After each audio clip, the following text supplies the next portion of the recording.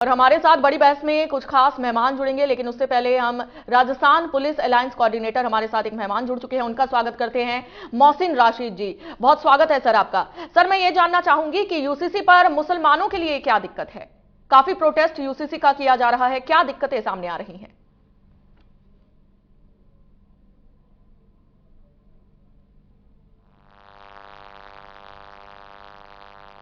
मोहसिन जी, please खुद को unmute कीजिए सर, आपकी आवाज नहीं आ पा रही है। जी, अब आ रही है आपको? जी जी। देखिए, हम राजस्थान मुस्लिम अलायंस के बैनर के जरिए, इस ऑर्गेनाइजेशन के जरिए हम काफी लोगों से मिल चुके हैं। और मैं आपको क्लियर बताऊं कि अभी तक जब तक कोई ड्राफ्ट सामने नहीं आता, जब तक हमें कोई इसमें प्रॉब्लम नहीं है। अगर कोई ऐसे इसमें कानून बनाते हैं जो हमारे रिलीजियस एस्पेक्ट को उसमें घुसते हैं या उससे हमें रोकते हैं, तो ऑब्वियसली हम इसका विरोध करेंगे। क्योंकि किसी भी कीमत पे आप कोई एक सरकार आके हमें ये नहीं बता सकती कि धर्म के एतबार से हम किस चीज को फॉलो करेंगे और किस चीज को नहीं करेंगे। किस तरह के धर्म हमारा रिलीजियस एक्सपेक्ट की आप बात कर रहे हैं मोहसिन जी? जी। मैं आपसे ये समझना चाहूंगी, क्या बोल रही हैं आप? किस तरह के रिलीजियस एस्पेक्ट की आप बात कर रहे हैं, मुझे ये समझना है सर।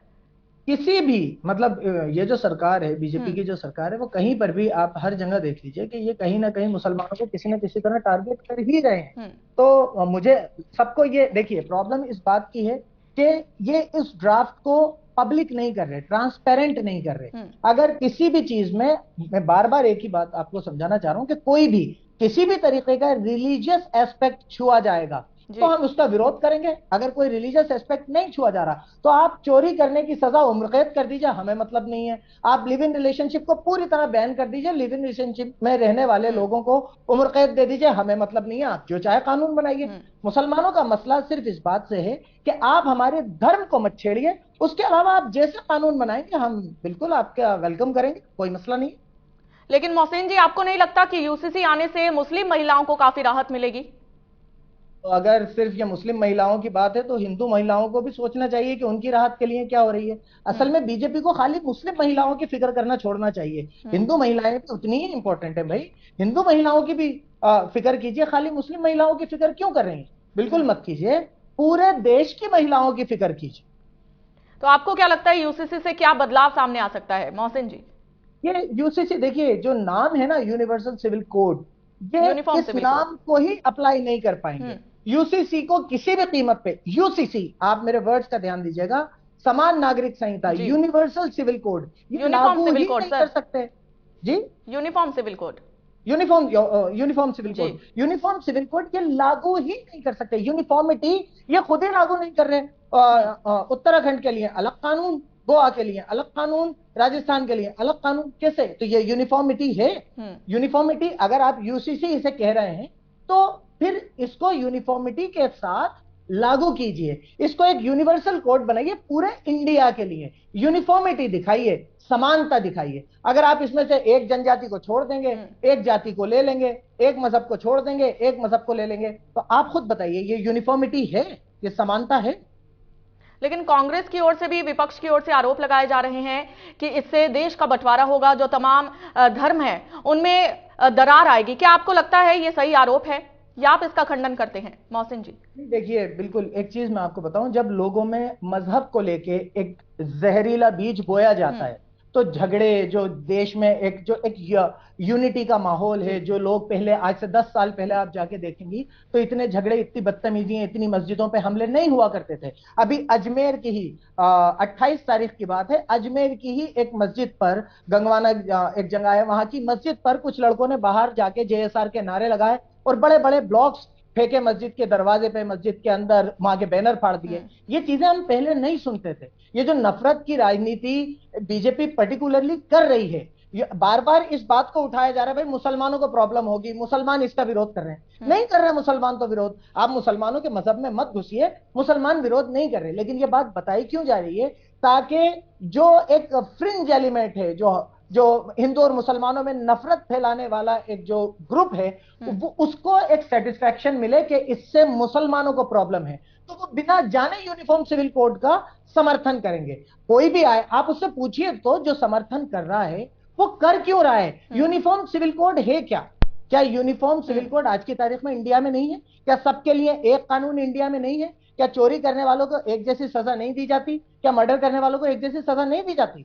यूनिफॉर्म कोड है तो फिर कौन सा यूनिफॉर्मिटी चाहिए आपको? लेकिन यूनिफॉर्म सिविल कोड से जो सारे काम हैं वो सबके लिए समान होंगे मोहसिन जी, तो फिर मुस्लिमों को क्या दिक्कत है? क्यों ऐतराज जताया जा रहा है? मुसलमानों को कोई दिक्कत ही नहीं है। आप बताइए, जैसे कि कौन से काम एक जैसे होंगे? जैसे कि शादियों का जैसे प्रावधान है, एक ही शादी हो सकेगी जब तक तलाक नहीं होता है। आप मान देंगे एक जैसे होंगे? जी बिल्कुल। तो गोवा में भी बंद कर देंगे इस चीज को? वो तो आने वाला वक्त बताएगा ना सर। मैं आपसे पूछ रहा हूं ना, जब कोई अगर समर्थन करे इस चीज का कि भाई पूरे इंडिया में एक जैसा होना चाहिए, पहले तो आप मुझे बताइए पूरे इंडिया में बात अभी हम हर एक सर अभी स्टेट में एक राजस्थान की जैसा बात कर रहे हैं ना। एक स्टेट में एक उत्तराखंड जैसा के हो, बाद बाकी अब इंडिया में राजस्थान कैसे में कर सकते? ये लागू होने के संकेत दे दिए गए हैं, उस पर आपके क्या विचार हैं? यूनिफॉर्म सिविल कोड की आप बात कर रही हैं, जी। ये राजस्थानी सिविल कोड की बात कर रही हैं? यूनिफॉर्म सिविल कोड सर तो वो तो राजस्थान में इंडिया लागू लिए होने एक के होगा ना? संकेत इसके दिए गए हैं, तो इस पर यूनिफॉर्म आपके क्या विचार यूनिफॉर्म हैं? मैं आपसे वही तो पूछ रहा हूं कि क्या गोवा में भी पूरे इंडिया में एक जैसा कानून की बात कर रही हैं या सिर्फ राजस्थान में एक जैसा कानून की बात कर रही हैं? मेरा सवाल आपसे ये है, उत्तराखंड के बाद अब राजस्थान में इसके संकेत दिए गए हैं, तो क्या आप इसको सपोर्ट करते हैं और क्या तर्क है जिसके चलते आप इसका विरोध कर रहे हैं? मेरा सवाल आपसे ये है। गोवा, हम इंडिया न्यूज गोवा पर नहीं बैठे हैं, हम इंडिया न्यूज राजस्थान की अभी बात कर रहे हैं। राजस्थान की जनता आपको देख रही है। मैं ना आज इसका समर्थन कर रहा, ना आज इसका विरोध कर रहा। बिल आ जाए, अगर वो किसी भी, खाली मुसलमानों की बात नहीं है, जैनियों की भी बात है, आदिवासियों की भी बात है, बौद्धों की भी बात है, क्रिश्चियंस की भी बात है, अगर वो किसी के भी मजहब में अंदर घुस के मदाखलत नहीं करेगा, ऐसे कानून बनाएगा जिससे माहौल अच्छा होता है, तो हम वेलकम करेंगे। अगर किसी भी तरीके से एक समाज को दबाने की, उसको कुचलने की बात होगी तो हम इसका विरोध करेंगे। As simple is that. तो क्या लगता है आने वाले, ठीक है, क्या लगता है आने वाले लोकसभा चुनावों में पार्टी को इसका फायदा मिलेगा या नुकसान होगा? बीजेपी की मैं बात कर रही हूं। अगर भारत के लोग समझ गए कि ये लोग एक चाल चल रहे हैं, ये लोगों को फंसा रहे हैं, क्योंकि इन्होंने उत्तराखंड में जो लागू किया वो यूनिफॉर्म सिविल कोड नहीं था, ये राज्यों को बांट रहे हैं, दिखा तो रहे हैं कि देश एक होगा, लेकिन ये अलग अलग राज्यों के एतबार से अलग अलग कोड बनाएंगे, अलग अलग कानून बनाएंगे। अगर भारत का मतदाता ये बात समझ गया कि हमें अपने मुल्क को टूटने नहीं देना है, हर राज्य का अलग कानून नहीं होने देना है, तो फिर तो बीजेपी को इसका नुकसान होगा। और अगर फिर से मतदाता बेचारा बेवकूफ बन गया, इनकी बातों में आके बड़ी बड़ी बातें करते हैं, उस बातों में आगे बेवकूफ बन गया, तो ये फायदा उठा ले जाएंगे। ये तो मतदाता को समझना पड़ेगा कि उसे भारत की एक रूपता को बचाना है या उसे भारत को राज्यों में टुकड़े टुकड़े होने देना है। एक बात समझिए, मान लीजिए राजस्थान का कोड अलग है और उत्तराखंड का कोड अलग है, और मोहसिन रशीद जाके उत्तराखंड में वो काम कर लेता है जो राजस्थान में मनाती है जिस चीज की, तो उसे सजा मिलेगी या उत्तराखंड के कानून के हिसाब से ट्रीट किया जाएगा? ठीक है,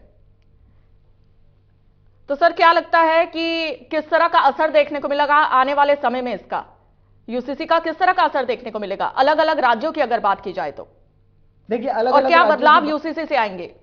अलग अलग राज्यों की बात की जाएगी तो ये बहुत ज्यादा एक पेचीदा कर देगा पूरे मुल्क को। लोग अभी तो जैसे किसी को दूसरे किसी उसका फायदा उठाना होता है कानून का, गुजरात में शराब बैन है, तो गुजरात के लोग राजस्थान माउंट आबू आ जाते हैं और वहां पर अल्कोहल को कंज्यूम कर लेते हैं। तो ऐसी ही चीजें होने लगेंगी अगर इंडिया में अलग अलग स्टेट्स के हिसाब से अलग अलग कानून हुए, तो जहां पर जिस कानून का फायदा होगा आदमी वहां पर मूव करेगा और वहां पर उस काम को करी आएगा जो एक स्टेट में गुनाह है। तो ये चीज भारत के संतुलन को बिगाड़ देगी। पुलिस के समझ में नहीं आएगा कि करें क्या। यूनिफॉर्मिटी अगर लाना है, भारत को वाकई में जोड़े रखना है, तो ऐसे कानून बनाना पड़ेंगे जो भारत को एक यूनिट की तरह दिखाएं, भारत को एक कंट्री की एक ताकतवर, एक जुड़े हुए हिस्से की तरह दिखाएं। ऐसा नहीं कि आपको कोई काम करना है तो आप उत्तर प्रदेश चले जाइए या फिर उत्तराखंड चले जाइए या फिर गोवा चले जाइए।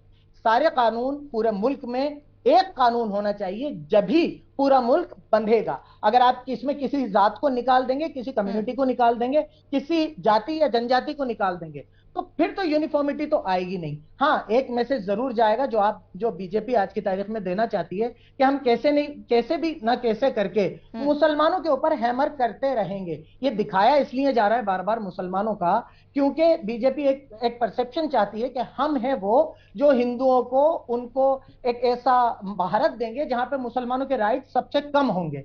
तो अगर इस चीज पे एक बड़ी संख्या को वोट करना है तो फिर मैं कुछ नहीं कर सकता।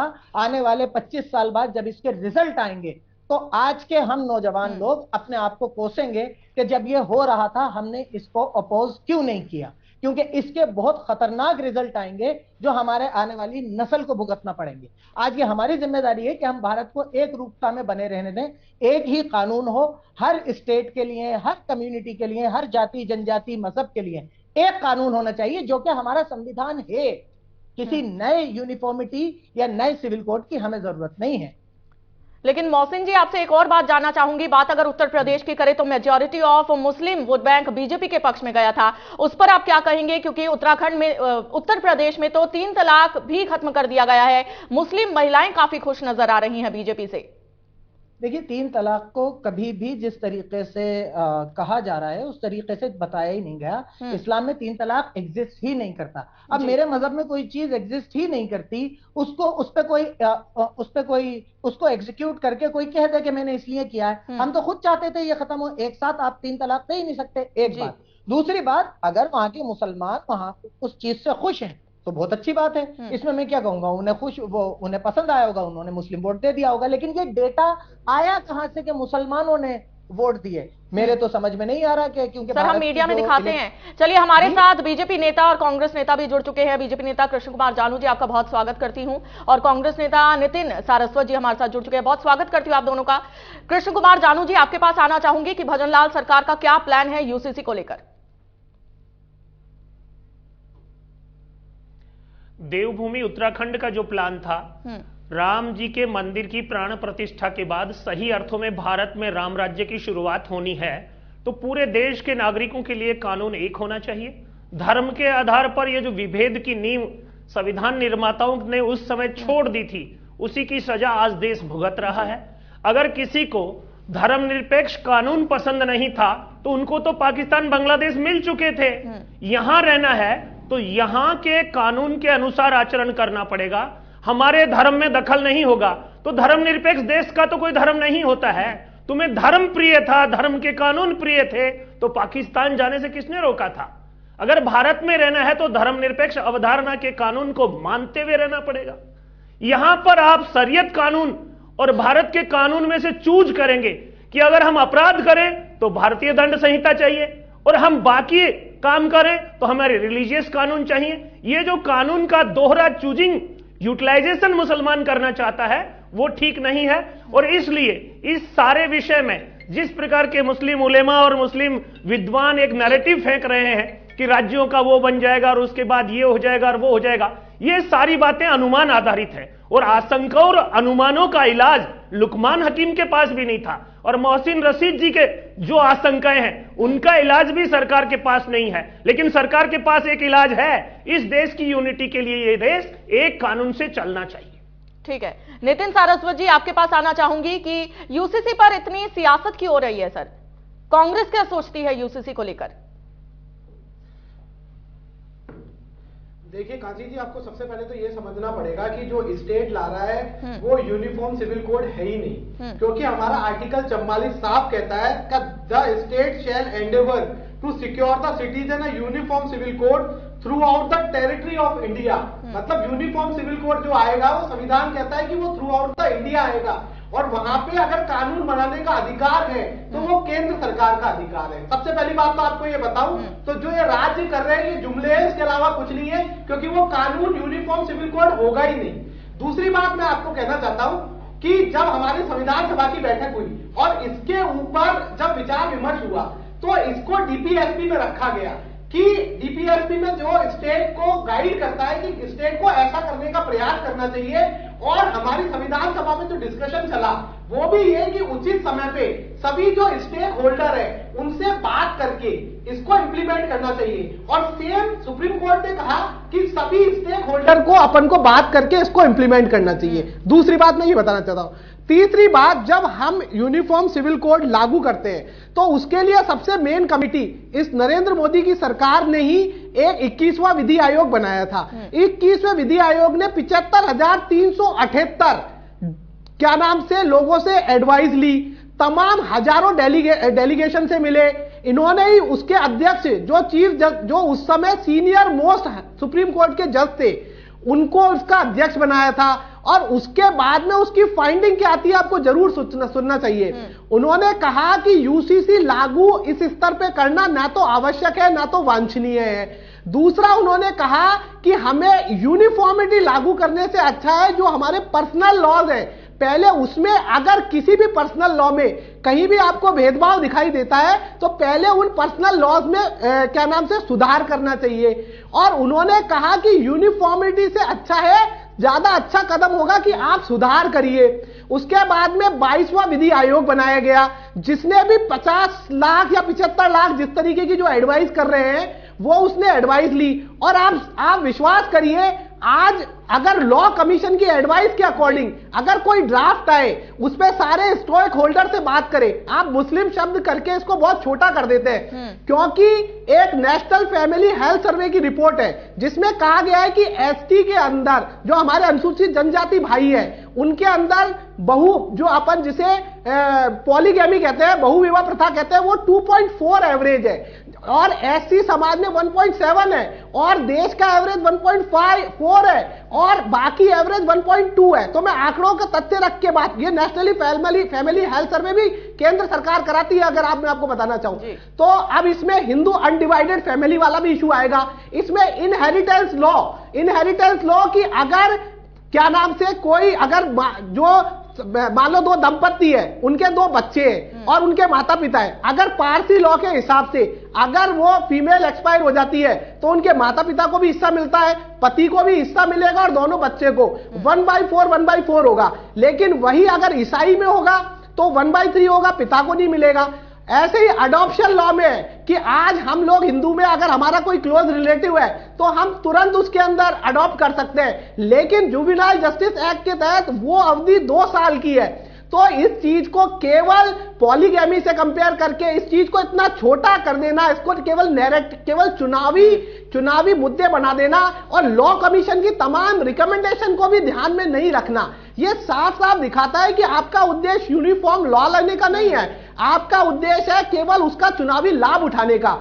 क्योंकि अगर यूनिफॉर्म लॉ लाना चाहते तो आर्टिकल 44 के तहत आप लाते। आप ये कौन सा लॉ लेके आ रहे हैं जिसका संविधान में कहीं वर्णन ही नहीं है, आप उस तरीके का लॉ लेके अपनी पीठ थपथपा रहे हैं। आज मैं राजस्थान की बात करूं, हम राजस्थान के चैनल पे बैठे हुए हैं, आज हमारे गरासिया भाई, सहरिया भाई, हमारे भील, हमारी डामोर जनजातियां, ये हमारी कथोड़ी जनजातियां, वहां ऐसी कई सारी प्रथाएं, कई तरीके के विवाह है, वहां तलाक लेने की अलग प्रथा है, वहां पे हर चीज का उनका अलग है। तो मैं ये कह रहा हूं, इस आधार पे आपने कोई स्टडी नहीं की, अभी 22वें लॉ कमीशन की कोई रिपोर्ट नहीं आई, आप केवल राज्यों में एक शगुफा छोड़ना चाहते हो। आप लॉ कमीशन आने के बाद एक ड्राफ्ट रखते, उस पर चर्चा होती। आज सबसे ज्यादा इसका विरोध किया है शिरोमणि गुरु प्रबंधन कमेटी ने, वो तो सिख भाई है हमारे, उन्होंने सबसे ज्यादा विरोध किया है यूसीसी का, उनकी भी कुछ शंकाएं थी। हमारे 371 के तहत, आर्टिकल 371 जिस संविधान की आप बात कर रहे हो, उसी संविधान में 371 में हमारे अनुसूचित जनजाति भाई बहनों को कुछ विशेष अधिकार दिए हुए हैं,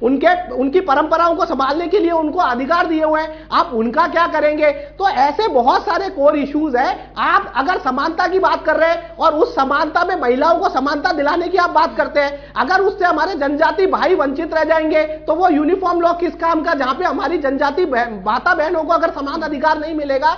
तो मैं ये तमाम मुद्दे रखना चाहता हूं, अगर आपका नियत सही है, आपके इंटेंट साफ है, तो जो केंद्र सरकार का सब्जेक्ट था और लॉ कमीशन की रिपोर्ट आती, उसके बाद में आप सभी पहलुओं से, सभी स्टेक होल्डर से बात करके अगर कोई ड्राफ्ट करते तो कौन मना करने वाला है? जो बात संविधान के अंदर ही है कि हमें प्रयास करना है और एक पूरे भारत में करना है, तो उस पर जो संविधान के अंदर है उसका कौन विरोध करेगा? लेकिन आपका इंटेंट साफ नहीं है, क्योंकि आप सेंटर में ला नहीं रहे, केवल स्टेट को एक शिगुफा, ताकि चुनावी एक अपन केवल इन्हीं बातों से, क्योंकि आप एडमिनिस्ट्रेशन में फेल हो चुके हैं, महंगाई, बेरोजगारी, लोगों की बचत और आर्थिक असमानता, इन सब चीजों में आप फेल हो चुके हैं। तो केवल मुद्दों को डाइवर्ट करने के लिए आप इस तरीके के एजेंडा सामने रखते हैं। यानी कि नितिन जी, आप कह रहे हैं कि बीजेपी का ये सिर्फ और सिर्फ एक चुनावी स्टंट है, आप ये कह रहे हैं। तो आप ये भी बता दीजिए, लोकसभा चुनाव में किस तरह का असर बीजेपी पर देखने को मिलेगा? संविधान जी, मैं बिल्कुल ये कह रहा हूं कि जब आप चुनाव में जाते हैं, बिल्कुल तो आप महिला, युवा, रोजगार, महंगाई, इनके आधार पे बातें करते हैं। उसके बाद में आप सदन में भी इसी तरीके की बातें करते हैं, उन बातों का जवाब नहीं देते। और जब आपको दिखता है कि हम हर मोर्चे पे, चाहे आर्थिक मोर्चे पे, चाहे हम सामाजिक मोर्चे पे, चाहे हम एम्प्लॉयमेंट में, अब जब हम सब तरीके से जो वादे हमने 2022 तक के जो वादे टारगेट किए थे उन सब में फेल हो जाते हैं, तो आप इस तरीके के शगुफे, मैं कह रहा हूं आर्टिकल 44 साफ कह रहा है कि ये केंद्र सरकार करेगा, ये उसके लॉ में आता है और उसके लिए उन्होंने 22वें लॉ कमीशन बना रखा है। अगर 22वें लॉ कमीशन की रिपोर्ट के आधार पे कोई ड्राफ्ट करते, आप हर स्टेक होल्डर से बात करते, तो आपको लगता है कि लॉ आ रहा है। जब वो आपकी परिधि में ही नहीं है, जब आपके अधिकार क्षेत्र में ही नहीं है और आप स्टेट में यूनिफॉर्म बना रहे हैं, आपको ये लॉ बनाना इंडिया में यूनिफॉर्म, आप स्टेट की बात कर रहे हैं, तो ये शिगुफे से ज्यादा कुछ नहीं है और जनता इसका जवाब देना जानती है, जनता को इतनी समझ है। ठीक है, कृष्ण कुमार जानू जी, विपक्ष के इन सवालों में कितना तर्क है? कई सवाल खड़े किए नितिन जी ने, क्या कहेंगे? देखिए, देखो नितिन जी जितने सवाल खड़े कर रहे हैं वो आशंका आधारित सवाल है। नितिन जी को लगता है कि काम राज्य सरकार को नहीं, भारत सरकार को करना चाहिए। संविधान का आर्टिकल, आप बीच में क्या संविधान का आर्टिकल आशंका है क्या? मैं मैडम, आप इस डिबेट राज्य में सरकार को काम नहीं करना चाहिए, ये संविधान के कौन से आर्टिकल में बैन है? राज्य सरकार काम नहीं कर सकती, कौन सा आर्टिकल बोल रहा है? अगर राज्य सरकारें पहल कर रही है और भारत सरकार उनका अनुसरण कर लेगी तो ये आशंका नहीं तो और क्या है? कुल मिलाकर मैं एक बात जरूर बता देना चाहता हूं कि इस सारे विषय में कांग्रेस एक बात स्पष्ट कर दे, वो देश में यूनिफाइड कोर्ट बिल लाना चाहती है कि नहीं लाना चाहती? कांग्रेस देश की एकता के लिए काम करना चाहती है कि नहीं करना चाहती? ठीक है, ये जिस आशंकाओं की बात कर रहे जवाब ले हैं लेते हैं। ठीक है, नितिन जी से जवाब ले लेते हैं। नितिन जी, देखिए, मैं आपको बिल्कुल बताना चाहता हूं कि यूनिफॉर्म, जब हमारे संविधान के अंदर आर्टिकल 44 के अंदर है कि राज्य सरकार को यूनिफॉर्म सिविल कोड लाने का प्रयास करना चाहिए, तो संविधान सर्वोच्च होता है, हमारी तो हमेशा भावना है। और उसी संविधान में कहा है कि वो uniform civil code Indian territory में केंद्र सरकार लाएगी। तो जो काम अगर केंद्र सरकार के है और उसने उस पर लॉ कमीशन बिठाया हुआ है और आप इस तरीके के काम कर रहे हो जब आपके अधिकार क्षेत्र में नहीं है, लॉ कमीशन की रिपोर्ट्स नहीं आई, आपका इस तरीके से कोई प्रयास नहीं है, तो साफ, मैं तो बिल्कुल साफ कह रहा हूं कि यूनिफॉर्म सिविल कोड आना चाहिए।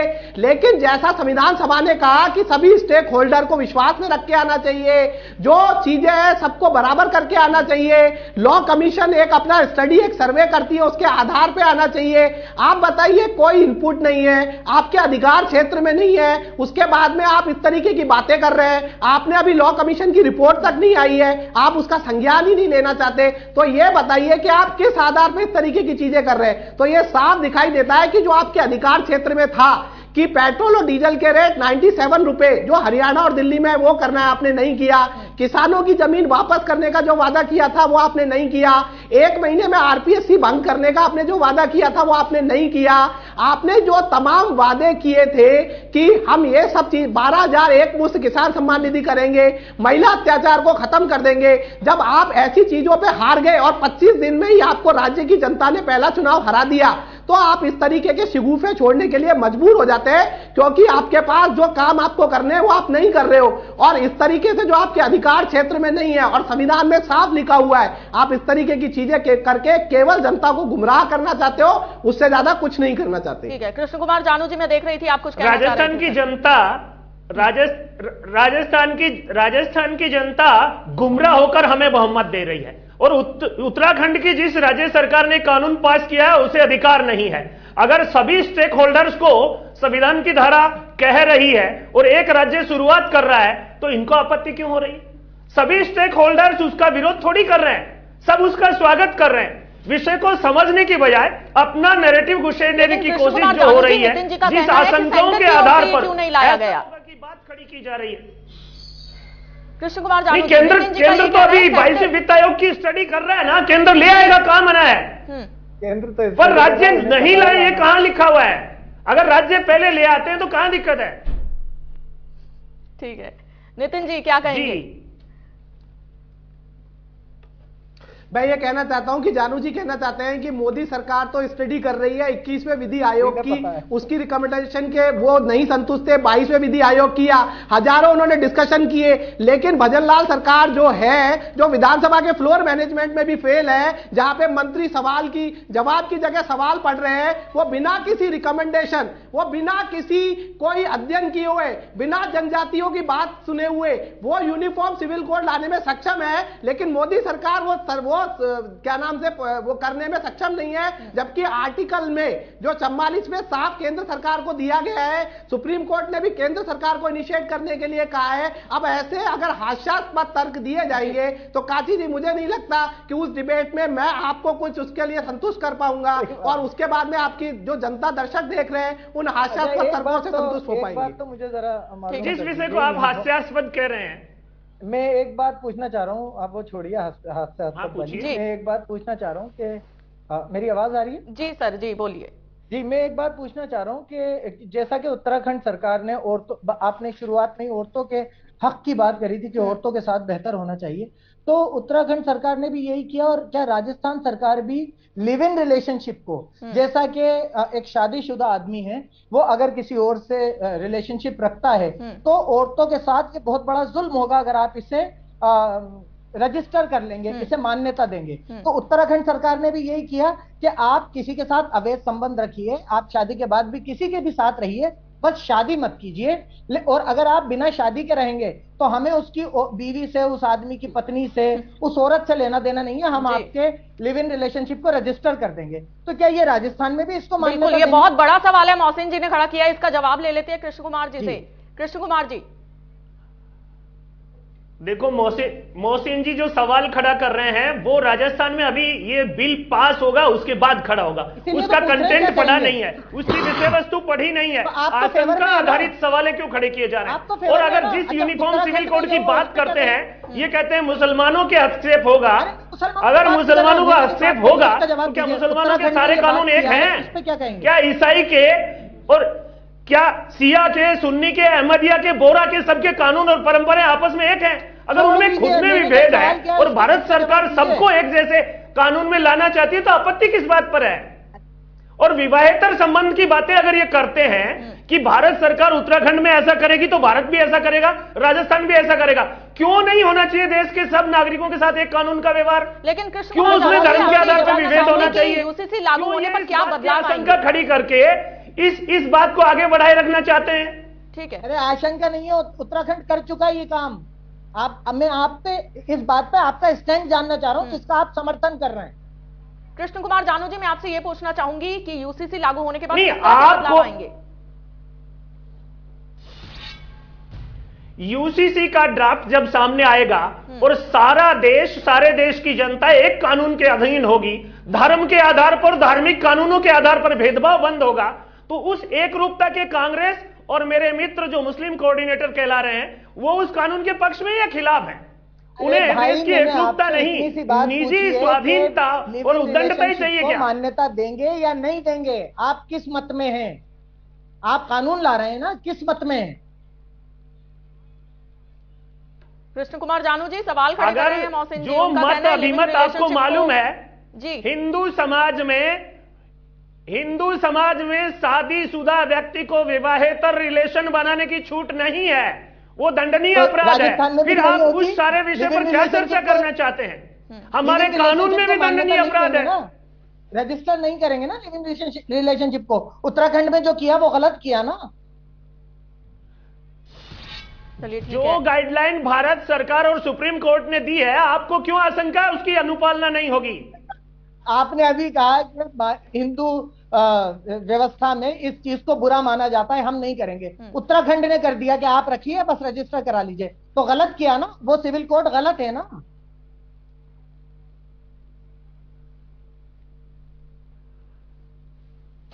कृष्ण कुमार जानू जी, उत्तराखंड के कौन से मसौदे में इस बात का अनुमोदन हुआ है? ये जो कल जिसकी आप सारे देश में एक कानून लागू होगा और भारत सरकार 22वें विधि आयोग की सिफारिश पर काम करेगी।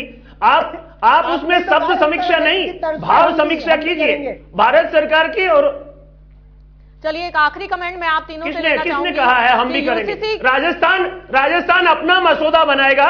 राजस्थान सरकार अभी बिल के लिए कमेटी बनाएगी, मंत्रिमंडलीय समिति लाएगी। आप उसमें शब्द समीक्षा छोड़िए, भाव समीक्षा कीजिए। मैं आखिरी कमेंट आप तीनों से जानना चाहूंगी कि यूसीसी अगर लागू होना चाहिए तो ये क्यों सही है, और अगर यूसीसी लागू होता है तो क्या खामियां नजर आएंगी? सबसे पहले कृष्ण कुमार जानू जी आपसे जानना चाहूंगी। देखो, यूसीसी लागू होने पर कोई खामी नहीं है। देश के सब लोग एकरूपता के साथ काम करें, एकरूपता के साथ आचरण करें, एक कानून का अनुसरण करें, यह अच्छी बात है। लेकिन कुछ लोग जो धार्मिक नाम पर, जातीय नाम पर, जनजातीय नाम पर उद्दंडता की छूट लेना चाहते हैं, उनको आपत्ति हो सकती है। देश के आम नागरिक को कोई आपत्ति नहीं है। ठीक है, मोहसिन राशिद जी आपसे जानना चाहूंगी सर। देखिए, मैं आपको सीधी सी बात बताऊं, जो लोग दाय भाग और मिताक्षरा दोनों व्यवस्थाओं को मानते हैं उनके लिए एक को चुनना पड़ेगा। इन्हें यह बताना पड़ेगा कि दाय भाग या मिताक्षरा दोनों में से किस व्यवस्था को मानेंगे। औरतों के साथ बहुत बड़ा जुल्म होगा। जो आज तक जो लिव इन रिलेशनशिप, शादी के बाहर शारीरिक संबंध बनाना एक बुरी चीज मानी जाती है, कि लोग उसे रजिस्टर करके मान्यता दे रहे हैं, वो औरतों के साथ बहुत बड़ा जुल्म है। एक ये चीज बहुत बुरी होगी, और भारत के अलग अलग राज्यों में अलग अलग कानून होंगे। ये मेरे मुल्क को तोड़ने वाली बात होगी, ना कि जोड़ने वाली बात। तो ये 3-4 चीजें हैं जो बहुत ज्यादा दिमाग में रख के बात करनी चाहिए। और ये वाले कोड जो हैं, ये यूनिफॉर्म सिविल कोड है ही नहीं। ये तो एक धोखा है, जिससे खास करके हिंदू मतदाताओं को बरगला के वोट उनका छीनने की एक साजिश है। ठीक है, नितिन सरस्वत जी आप क्या सोचते हैं? आखिरी कमेंट। देखिए, मैं काची जी ये बताना चाहता हूं कि जिस तरीके से इन्होंने शब्द यूज किया उद्दंडता, और ये मैं इनको साफ बताना चाहता हूं, चाहे 21वीं विधि आयोग हो, 22वें विधि आयोग हो, हमारे सिख समाज के भाई, पारसी समाज, ईसाई समाज, हमारे आदिवासी भाई बहन, जनजाति भाई बहन, इन सब ने इसके ऊपर विरोध दर्ज किया है। और उनकी सबकी इसके अंदर शंका है। ये एक समाज को टारगेट करके हो सकता है ये बात खोल सकते हैं, लेकिन ये फैक्चुअली रॉन्ग है। दूसरी बात, जो चीज संविधान में वर्णित है उसका कोई विरोध नहीं करना चाहता। जो हमारे संविधान निर्माताओं ने जिस भावना से उसको डाला कि सभी स्टेक होल्डर से बात करके और इस चीज को करना चाहिए, उसी भावना के साथ कांग्रेस पार्टी चाहती है कि ये लागू हो। तीसरी बात, ये अधिकार आर्टिकल 44 के तहत पूरी इंडियन टेरिटरी के अंदर केंद्र सरकार का है। केंद्र सरकार को इस पे बनाना चाहिए, वो प्रयास भी कर रहे हैं। अभी 22वें लॉ कमीशन की रिपोर्ट आने बाकी है जिस पे बनना चाहिए, तो उसी आधार पे आना चाहिए। इस तरीके की चीजें करके ये बिल्कुल एक गलत मैसेज आप देख रहे हैं, क्योंकि ये अधिकार क्षेत्र की बात नहीं है। और सबसे इंपॉर्टेंट है, आपको 371 में उसी संविधान ने उन जनजाति भाई बहनों को अधिकार दिया है अपनी परंपराएं संभालने के लिए। हमारे राजस्थान में भी वो जनजाति भाई है, हमारे सिख समाज के लोग हैं, पारसी समाज के लोग हैं, ईसाई समाज के लोग हैं, सभी समाज के लोग हैं। और फैक्चुअली मैं आपको नेशनली फैमिली हेल्थ सर्वे सबका बता चुका हूं। तो इस तरीके की बातें करना मुझे लगता है तथ्यों से बिल्कुल परे।